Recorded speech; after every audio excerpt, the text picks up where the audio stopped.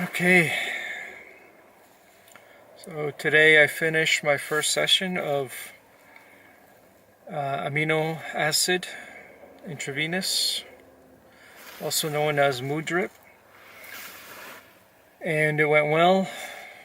I stopped the CFD drip, or otherwise known as the adrenal gland drip, because although I think it benefited me in a large way in terms of giving me energy,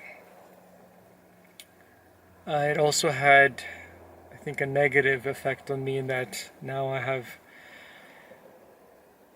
not full-blown insomnia, but quite substantial insomnia, and as well as nightmares. I've started having some horrific nightmares, horrible nightmares each night, and I don't know if it's the chronic fatigue drip that did this, or whether it's some other supplement that I'm taking that's causing this. But just to play it safe, I decided to stop the CFD drip and start up the amino acid drip instead.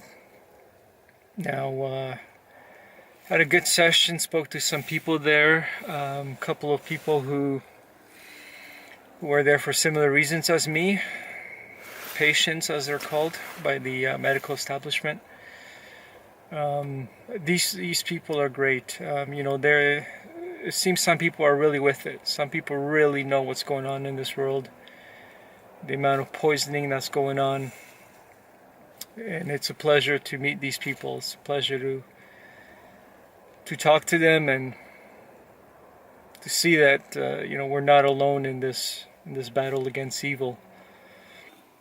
One thing I've come to realize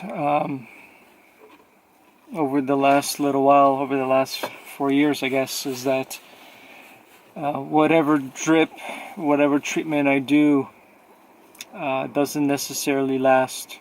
The effects don't necessarily last.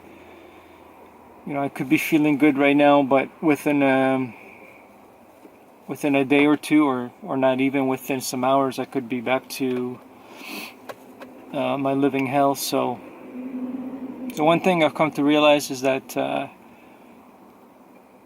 just have to accept the fact that this condition can persist regardless of the treatments and the supplements that I take.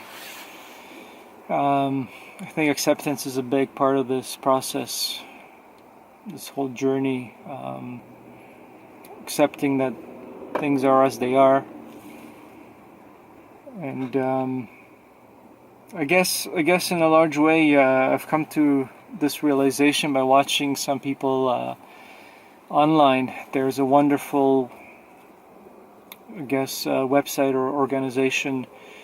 It's called Mad in America, and I've just recently discovered it. And these guys or girls there, they do interviews with people, regular Joes.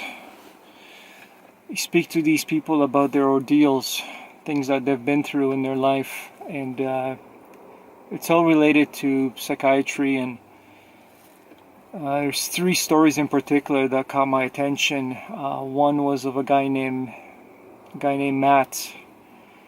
Another one, a gentleman, older gentleman named Leonard. And finally,